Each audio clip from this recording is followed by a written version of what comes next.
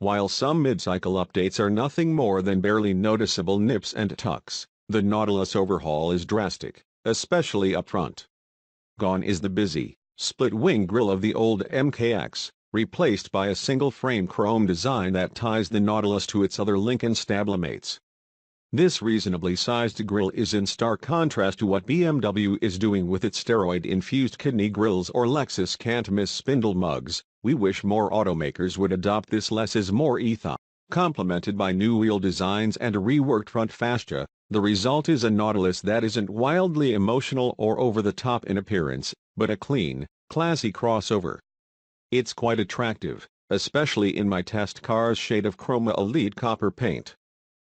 Different as the exterior is, the Nautilus cabin hasn't received the same overhaul. But that isn't necessarily a bad thing.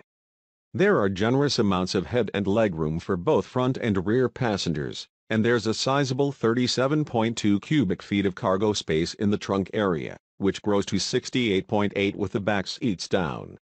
Soft, leather-wrapped surfaces in a two-tone brown and white color scheme look and feel premium, while new for 2019 acoustic side glass and more sound insulation keep everything hushed inside. The cabin's big change is the addition of a 12.3-inch digital instrument cluster. A center stack with nice-sized and clearly marked knobs and buttons to control audio and climate remains, though this is the one area where the Lincoln is starting to look dated. Tried and true tech. Spearheading infotainment in the Nautilus is Ford's venerable Sync 3 interface that gets Lincoln-specific background colors, housed in an 8-inch touchscreen. Sync 3 definitely isn't as visually impressive to look at as systems from Audi and Mercedes-Benz, but it's intuitively laid out and is responsive enough to commands. The onboard navigation system calculates routes in short order, and the 19-speaker Revel Ultima audio setup in my range-topping Black Label tester offers clear, crisp sound. Other tricks up Sync's sleeve include a 4 grams Wi-Fi hotspot and integration for Amazon Alexa and Waze. Both Apple CarPlay and Android Auto are also standard for folks who prefer to turn infotainment responsibilities to their smartphones. The Nautilus PowerPoint game is strong as well, with people in front having access to a wireless charge pad, 2 USB ports and 2 12-volt sockets. Kids in the back seat shouldn't have any issues with dead phones or tablets either, with a 3-prong plug-in 12-volt outlet within easy reach on the back of the center console. No matter the trim level, every Nautilus comes standard with the Lincoln Co-Pilot 360 group of safety technologies. That includes forward collision warning with automatic emergency braking, blind spot monitoring, rear cross-traffic alert, lane departure warning, and automatic high beams. On the Black Label, the list is beefed up with an excellent adaptive cruise control system, lane centering tech, parking sensors and active park assist. A 360-degree camera is also here, though image resolution isn't great and frankly disappointing to see in a luxury vehicle. Sport mode also stiffens the adaptive dampers and adds some weight to the steering, resulting in fairly sharp reflexes for a 4,305-pound luxury crossover. Turn-in is quick and there's respectable grip to be had from the 265/14 R21 Continental Cross-Contact LX Sport tires. However, there's still some body roll, and not much steering feel. Anyone looking for someone more engaging from behind the wheel will want to look at the Audi Q5 or BMW X3 instead. On the other hand, if it's a comfortable ride you're after, definitely check out the Lincoln. The Nautilus is at its best in comfort mode, delivering a cushy ride while cruising around town, enhanced by the massage function of my tester's Ultra Comfort front seats. Yes, even on this honkin' 21-inch wheel and tire package, the suspension gobbles up impacts remarkable well. You'll just have to be okay with the occasional audible thud being transmitted into the cab. Pretty and plush.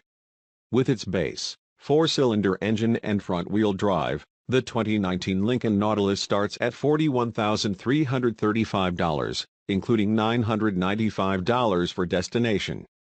My Black Label model comes in at a lofty $69,380, but in addition to its $8,995 worth of options, offers ownership perks like service pickup and redelivery, anytime car washes, concierge services and an annual full car detail. My ideal Nautilus is the $49,870 reserve model, which includes the adaptive suspension system and 20-inch wheels. It's a heavy car, so tacking on $2,070 for the turbo V6 is something I'll do, as is adding $2,495 for all-wheel drive because winter in the Midwest can get rough. Important features like blind spot monitoring and a 13-speaker Revel sound system are already included, making any tech-related add-ons unnecessary. The only other thing I will spring for are the $1,500 Ultra Comfort front seats because the massage function is pretty great. That brings my Lincoln price tag to $55,935, a far more reasonable ask than the car pictured here. With a handsome new face, quiet and feature-rich cabin and smooth ride character, the updated 2019 MK Nautilus solidifies its spot as a serious player in the midsize luxury crossover segment. The Lexus RX is its toughest competitor, but offers a duller drive and less appealing styling. If you value cushiness above all, the Nautilus might just be for you. Comfortable, but not perfect. On the performance front, the Nautilus gets a new 2.0-liter turbocharged 4-cylinder base engine with 250 horsepower and 280 pound-feet of torque. My tester, however, has the bigger and better 2.7-liter twin-turbocharged V6, churning out 335 horsepower and 380 pound-feet of torque. Both power plants work with the new 8-speed automatic transmission. With the more powerful engine and all-wheel drive, the Nautilus is estimated to return 19 miles per gallon in the city and 26 mpg on the highway. In sport mode, there's noticeable power lag under initial acceleration, but the engine really wakes up above 2,000 RPMs. However, the transmission could use some work. Shifts aren't always consistently swift in this sportier setting.